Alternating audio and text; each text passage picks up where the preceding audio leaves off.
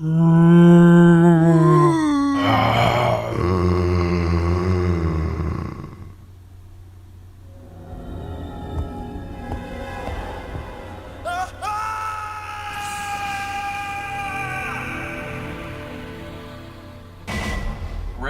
Evil has been part of the media landscape for over 30 years.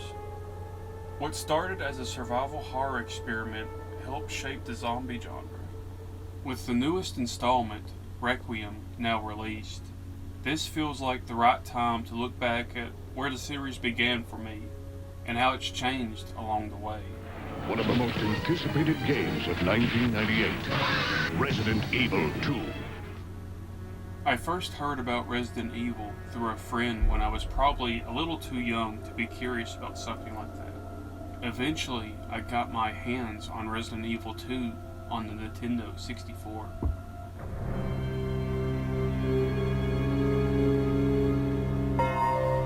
It pulled me into that world and introduced me to characters like Leon and Claire. Wait! Don't shoot! Get down!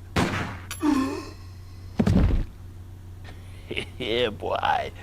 Around that same time, Resident Evil Apocalypse was coming out, and zombie movies were everywhere on TV. That's when I first saw things like Day of the Dead, Army of Darkness, Living Dead Part 3, and even Resident Evil. You're all going to die down here. As the years went on, I slowly got my hands on the main titles and watched the series transform along the way. One of the biggest criticisms people often point to is how the later entries leaned more heavily into action before the series eventually corrected course with Resident Evil 7. Personally, I've always been able to enjoy most of them, even when the story started drifting into complete absurdity. Along the way, we meet characters like Chris, Jill, Carlos,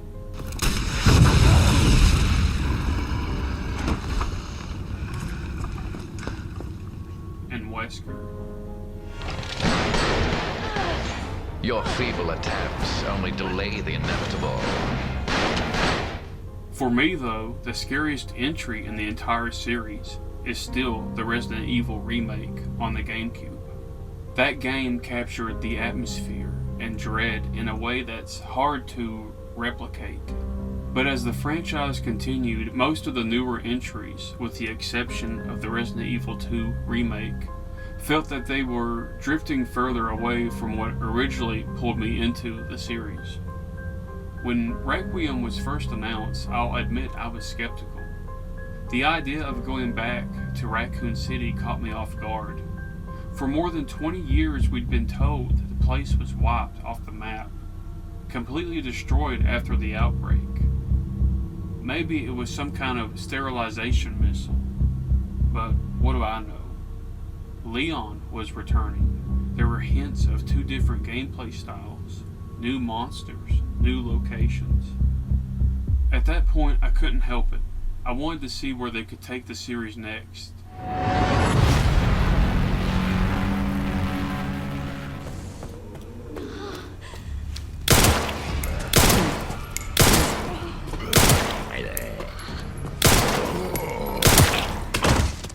Released on February 28, 2026 by Capcom, Resident Evil Requiem is the 9th mainline entry in the long-running survival horror series and a follow-up to Resident Evil Village. The story takes place nearly 30 years after the destruction of Raccoon City, an event that permanently changed the world and the people who survived it. The game follows FBI intelligence analyst Grace Ashcroft, daughter of Alyssa Ashcroft from Resident Evil Outbreak. She investigates a series of mysterious deaths connected to the survivors of the Raccoon City incident. As her investigation unfolds, she is joined by veteran agent Leon S. Kennedy, whose long history with biological threats makes him a key ally in uncovering the truth. while also carrying a mystery himself. Leon, we're running out of time. Their search leads them through several disturbing locations, while revealing a conspiracy tied to the legacy of the Umbrella Corporation. Why is this under the hospital? Playing Requiem, the first thing that stood out to me was how different it feels compared to some of the recent entries in the series. It feels like the game is trying to pull together ideas from several different eras of Resident Evil all at once. The result is a tone that feels surprisingly close to classic Resident Evil, just presented through a more modern lens. The game also brings back several classic elements. Save rooms return, crafting plays a larger role again, and the level design sometimes encouraged backtracking. One of the more interesting additions here is the ability to switch between first-person and third-person perspectives.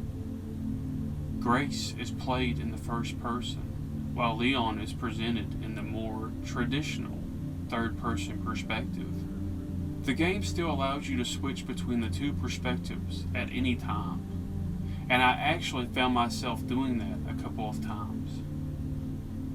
One of the more unusual mechanics in Grace's playthrough involves harvesting infected blood from enemies, and use it to craft weapons or support items. Leon, on the other hand, defaults to third person, which makes perfect sense given his role in the story. I have to say the design of the character looks fantastic here. It's been about 14 years since Leon last appeared in a mainline entry with Resident Evil 6 back in 2012. Interestingly, Capcom has mentioned that several female members of the development team played a role in refining this older design. The team even described this version of Leon using the Japanese slang term which roughly translates to something like a cool or attractive older man, which is a funny description. That sense of age and experience also comes through in the performance. Nick Apostolides, who voices Leon once again, does a great job making him sound more seasoned and worn down. Time to bury Umbrella's last skeleton. Visually, the game is top-notch. The environments are detailed, atmospheric, and at times genuinely creepy. One of the locations that stood out the most to me was the Rhodes Hill Chronic Care Center, which ended up being one of my favorite sections in the entire game. That section also leads into one of the stranger boss encounters, the Chunk, which instantly gave me flashbacks to the bizarre baby creature from Village. It's weird, memorable, and a little unsettling. Later on, once you reach the outer ruins of Raccoon City, the game opens up even more. There's a great stretch of exploration where you're searching through the outskirts, fighting your way through enemies while piecing together where to go next.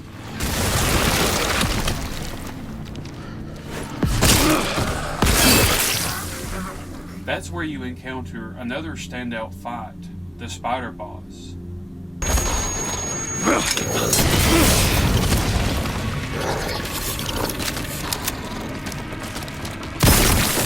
Not long after that, the game throws you into a surprisingly cinematic motorcycle sequence, blasting through infected dogs, what look like some new variant of the Cerberus. Weapons and items are handled a little differently depending on which character you're playing as. Grace has a more limited selection, which fits the more horror-focused design of her sections. Leon, on the other hand, eventually gains access to much more heavier firepower. That said, not every weapon felt equally useful. The pistol Leon starts the game with was honestly pretty weak. It felt underpowered almost immediately, which is part of the reason I switched over to the Silencer 9. After putting a lot of upgrades into it, that weapon ended up becoming my personal favorite. Another weapon you eventually get access to is the Requiem. Aesthetically, it looks fantastic, very sleek.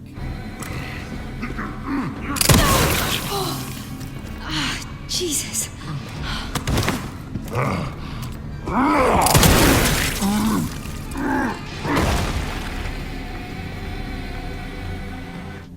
One of the standout moments for me was fighting a commander character who looked strikingly similar to Hunk. The game never clearly confirms whether it's actually him, which makes the whole thing even more interesting. He goes out fighting Leon in what is honestly one of the most badass moments in the game.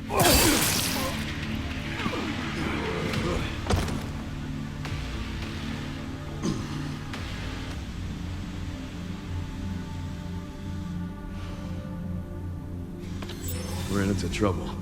This guy was one tough bastard. Coming from you, that's quite the compliment. Legacy character Sherry Birkin returns, which was honestly a welcome surprise. Sherry has always been an important part of the series, going all the way back to Resident Evil 2. Seeing her again here feels like a quiet reminder of how long this story has really been going on. Her last major appearance was in Resident Evil 6, so it's been quite a while since we've seen her in the spotlight. Because of that, I actually found myself wishing the game had given her a little more to do. But one of the biggest new additions to the series is Grace, and honestly, I'm kind of mixed on her as a character. The performance behind her is solid, and she works well enough as a new perspective within the story. But some of the writing around her makes her come across a little frustrating. The story itself also has a few moments where things don't quite land the way they probably should. What are you doing? A few moments later. There's one moment early on where a woman is in clear danger, and Leon has what feels like enough time to intervene, yet he does nothing. Calm down.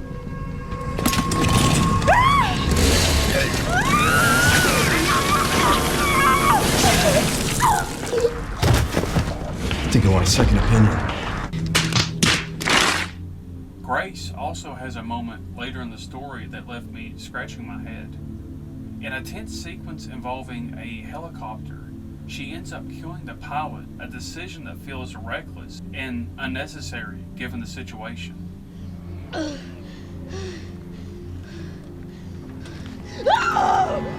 One of the villains, who turns out to be the main villain at the end, Victor Gideon, also hasn't fully landed for me yet. He's not particularly interesting compared to some of the classic antagonists the series has produced over the years. He appears at certain points in the story with the typical villain dialogue, and then disappears again for long stretches of time before resurfacing later. After capturing Leon at one point in the story, Victor somehow fails to take all of Leon's equipment away from him, which of course leads to Leon breaking free not long after. It's one of those moments that feels like pure horror movie logic. The villain has the hero completely under control, but because of a simple oversight, he escapes. The other antagonist, Zeno, feels like an inferior copy of Albert Wesker. The resemblance isn't just stylistic either. The game heavily implies that he possesses nearly the same biological alterations that Wesker had. Things like superhuman speed, rapid regeneration, and the physical changes associated with the virus all appear to be present in him. The only noticeable difference seems to be the absence of the Wesker charisma, and I found him to be, in the words of Tarantino, He is weak sauce, man. some of the smaller antagonists throughout the game actually ended up being far more memorable than the main villains themselves. One of the standouts for me was the chef. The area where you face him is tight and chaotic, forcing you to constantly reposition while trying to avoid getting cornered. The girl is another enemy that really stuck with me.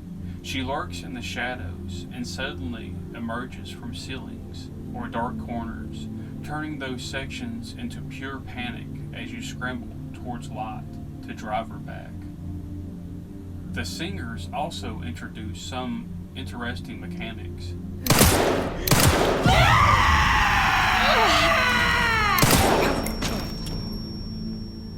Forcing you to deal with their disorientating screams.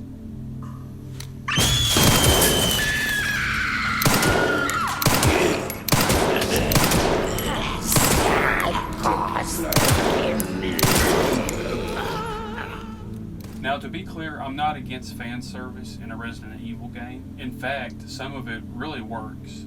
The idea of returning to Raccoon City is strange when you stop and think about it, but at the same time, there's something undeniably cool about it. One of the moments that genuinely gave me chills was discovering the old route leading back towards the RPD. Walking those familiar streets again and eventually stepping into the police station itself felt surreal.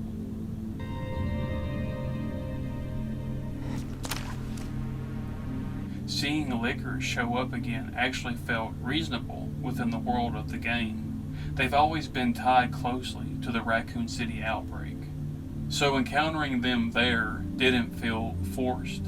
But the moment that pushed things a little too far for me was the return of Mr. X, or a new variant of him.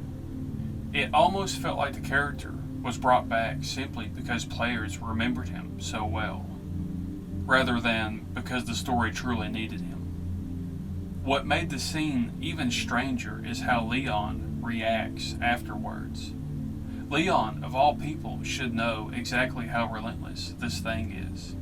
He's faced it before, but once he manages to slip away, and by gets away, I mean literally just getting into another room, he almost immediately turns his back and moves on like the threat is gone. For a character who has survived as much as Leon has, that moment felt oddly careless. And like most modern games, there are a few technical hiccups along the way. Nothing that completely breaks the experience, but there are some glitches and rough edges here and there. The melee combat with Leon is fun unless you are just randomly mashing the hack and slash button. It's not completely broken or anything, but the flow sometimes feels slightly off. Another issue for me was the emotional subplot involving Emily, who is a blind girl held captive. Did anyone hurt you? Because I can't see? The game clearly wants that relationship to feel meaningful, I wanted to save her! but it just never quite lands. Their bond feels forced rather than natural, and because of that, the payoff later feels hollow instead of impactful. Copies. Crafted to duplicate you. There's also one line in particular that completely pulled me out of the moment. I wish we could have saved Emily. I didn't hit any of her vitals. Huh? What are you talking about? We just mag dumped the entire clip directly into her face, Leon. What do you mean, no vitals? She's dead. Despite those issues, I still found myself enjoying the experience overall. The game has a strong atmosphere. The gameplay feels great. For the most part, Requiem ends up being another enjoyable entry in the franchise. Toward the end of the story, everything finally converges beneath the ruins of Raccoon City, at a hidden Umbrella facility known as ARC. It's here that the truth behind the Elpis project begins to unravel. It isn't a weapon at all. It's actually a universal antiviral capable of neutralizing the viruses that have plagued the Resident Evil world for decades. The ending then branches depending on the decision Grace makes when activating the system. In one outcome, if she intentionally enters the wrong password, the ARC facility begins a self-destruct sequence. Zeno kills Leon before the facility collapses around him. Leon! No! Leaving Grace as the lone survivor who escapes as everything is destroyed. Thankfully, that's not the only way the story can end. In the other ending, if Grace enters the correct password, Elpis activates as intended. Instead of destroying the facility, it neutralizes the viral mutations. Zeno, believing it to be a weapon, injects himself with it, and unintentionally strips away the viral enhancements that gave him his power. My powers! Elpis is Spencer's atonement. It's an antiviral. Gideon then reappears and kills him before attempting to seize the project for himself, only to mutate into a monstrous, nemesis-like form that Leon ultimately defeats. In this outcome, Leon survives, his infection is cured, and both he and Grace are rescued by the BSAA sent by Chris Redfield. My guess is that the version where Leon survives is the ending the series will treat as canon moving forward, especially considering the post-credit scene that hints at future conflicts involving the BSAA and the lingering remnants of Umbrella's legacy. So if I had to give it a score, I'd land somewhere around an 8 out of 10. It's not perfect, and there are definitely moments where the story and characters could have been stronger, but when it comes to the gameplay and atmosphere, the overall feeling of stepping back into the world of Resident Evil, Requiem delivers a really solid experience. Where does Resident Evil go from here? I don't know, but after this, I'm more optimistic.